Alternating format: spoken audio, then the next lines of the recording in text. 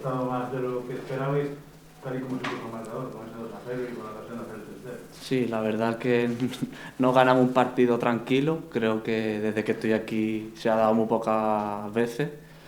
Estamos preparados para jugar cualquier tipo de partido. Sí que es verdad que hoy se nos ha puesto con un marcador bonito. Hemos tenido para matarlo ahí con la ocasión de Carry y un par de ellas más. Hemos sufrido, nos anteponemos a ello y sacamos la victoria que mucha falta nos hacía. ¿Tienes la sensación de que ha sido tu mejor partido desde que has vuelto de la lesión? Sí, bueno, en cuanto al gol, me alegra mucho poder romper ya la lata y sí que es verdad que me vengo encontrando mejor, estoy entrando en el equipo y espero seguir mejorando y trabajar para que el míster siga contando conmigo. La victoria llega después de 5 empates, llega después de casi 2 meses sin ganar en casa.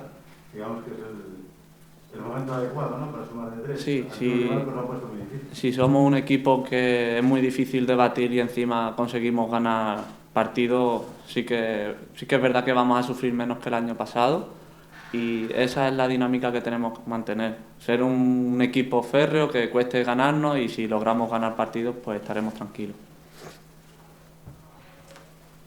Sí, nada, que vais ahora unos días de vacaciones, yo no sé si todavía es pronto para pensar en lo que viene, que es un Almería que viene líder y muy fuerte. Sí, está claro que tenemos que afrontar todos los partidos con muchas ganas y sí que es verdad que nos vamos a casa a desconectar, a descansar, a ver a la familia, pero no desconectamos del todo porque sí que es verdad que el miércoles tenemos ya otro partido y nos va a venir mejor ver a los familiares porque en mi caso lo hemos pasado mal en el COVID, hemos estado en fechas muy señaladas sin poder a nuestros familiares y lo vamos a ver ahora, vamos a recuperar fuerza y con la mentalidad fuerte de poder ganar porque hoy lo hemos hecho y la motivación suficiente para afrontar el partido.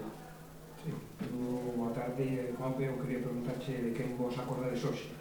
Pues mira, hoy tengo un compañero que para mí es un hermano aquí en Lugo, no ha podido estar hoy y su padre se encuentra mal, está enfermo, es una situación difícil y el partido va por él, el equipo está con él y deseamos que esté bien.